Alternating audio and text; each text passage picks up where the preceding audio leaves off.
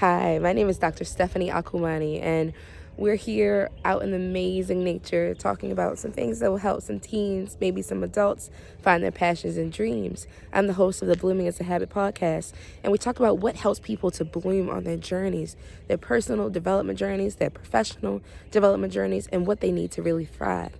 So I decided to create this YouTube series so that we can really understand things beyond the podcast.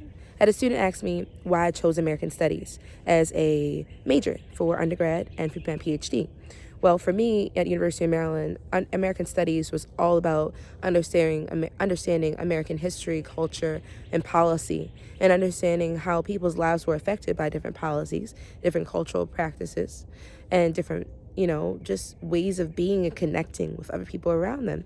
And so I started to understand that I really just loved learning about people. I wanted to major at first in sociology or government and politics because I really thought that policies were super important and politics were super important. But I realized that culture was even more important, and that we can think about culture as the ideas, beliefs, and practices that people, use in order to shape their everyday lives and the places they go, the food they eat, the people they hang around. And I decided that I really need to do something about the mindsets that informed the cultural practices. So I think our mindsets shape our habits, because whatever idea I have about what is the right or wrong thing to do or the proper thing to do will influence my actions, and therefore will influence how much I repeat the actions and therefore the habits.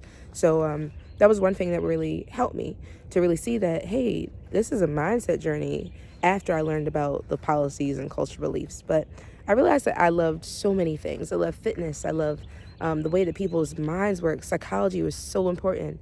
I loved learning about the way that school cultures were operating. And so I did a 3-year research study in Baltimore City at the school that I attended. And I interviewed middle school girls to see, what are you going through? These girls were all African American, all living in a community that was economically disadvantaged, but I always say wealthy in love, sometimes wealthy in love.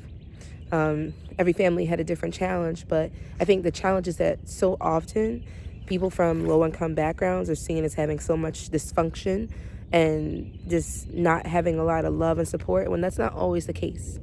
And I wanted to see, what are people doing to really change that?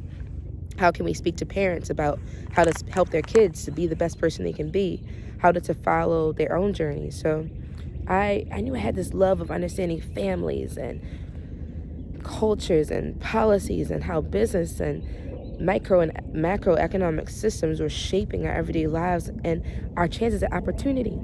So I came upon Marie Forleo, who is super amazing, and she describes herself as a multi-passionate business owner. And this is when I was about to graduate from my PhD program, and I just felt stuck. I just felt like, what do I do to make money? I love teaching, but I want to make a living. I want to be, wealthy. And what I mean by wealthy is I want to, yes, have a lot of money, but I want to have a lot of money for a purpose, to help people, to help myself, so that I can focus on living out my dreams and my passions and my skills and my craft. We don't have to worry about money. We don't have to worry about where, the next meal is coming from, or can I pay my rent or my car payment, or helping my mom or dad getting, medicine, whatever it is. You can really thrive. And as a person who came from a low-income socioeconomic status or background, it's really important. I know all about it. I'm lucky that I always had what I needed, but it wasn't easy. And so rising into a middle class and upper middle class in the future, I know that is the case. I know it because I believe it. We all are destined to do what we want to do, and if we believe it, we can achieve it. So I knew I wanted to create a business after working for a nonprofit, because I didn't want to be scrambling for money to help people. I didn't want to fill out grant applications to get money to help people that I knew really deserved it. I wanted to create the money so I could help the people myself. And I realized I needed to make money in order to do that. So I see money as something that is beautiful. I want to learn how to play with it, use it to my advantage so that I can help other people have an advantage.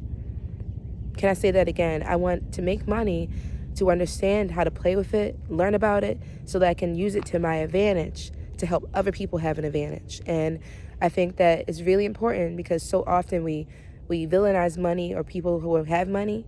It takes a lot of work to have money, just like it takes a lot of work to be poor. But if I learn the strategies that I need, I can do anything. And I'm fully convinced because the amount that I'm able to charge now is completely different than it was a year ago, 2 years ago, 3 years ago. But that's only because of the hard work and, persistence I've had at building my skill and my craft. And that's only happened because I pursued my passion. What's the thing that you really love, that you really want to do, that you really believe in? You have to research it. Research other people doing what you want to do. Like I said, Marie Folio, she saved my life. She was just like showing me, like, you can do this. You might start this place where you have no money and no hope, but you can do it because as a grad student, you're not paid a lot. So beyond that, I hope that you really pursue the major of your dreams, research it, interview those people, call them, email them, see what their major is all about. But find something that's like independent study. If you are a person like me who is multi-passionate, find a way that you can connect the dots of some social issue you see in society. Find a way that you can really see what problem do I want to solve? What gap is there? What services are people not providing it? And where do my skills and my passions align where I can provide this service to society? And then find a major, Google it. Like, be really explicit about your Google searches. How do I fix this problem? How do I fix this social problem? What business can fix these social problems? Whatever. Or just be specific. There's a phrase, I'm not the most religious person, but I'm very spiritual. But the Bible says, ask and it shall be given, seek and you shall find, knock and the door shall be open.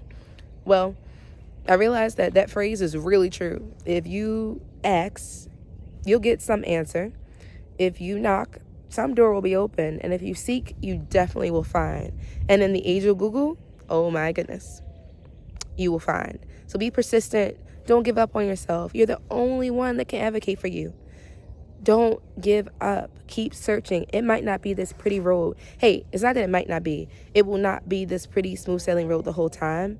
But if you keep going, you can find exactly what you need and you'll have a lot of moments that are smooth. But get ready for the challenge because it's all about riding the wave. Have a great day. I hope this helped. The Bloom is a Habit podcast will be back up soon. If not, check out on Apple Podcasts, Spotify, our last 7 episodes, which were absolutely amazing, and get ready for some great ones coming up soon. Hope you guys have a great day. Go to justbloom.io. That's justbloom.io, which is our website and blog, which has tons of great articles by me and some of my interns about health, wellness, diversity, equity, inclusion, and so much more. Just how can I live my best life, and what does the science say about it? Hope you guys have fun because we're out here trying to explore what it can mean to be human and how we can get into flow states to live our best lives, overcome challenges, and just rock it out, you guys. Let's go. Let's bloom.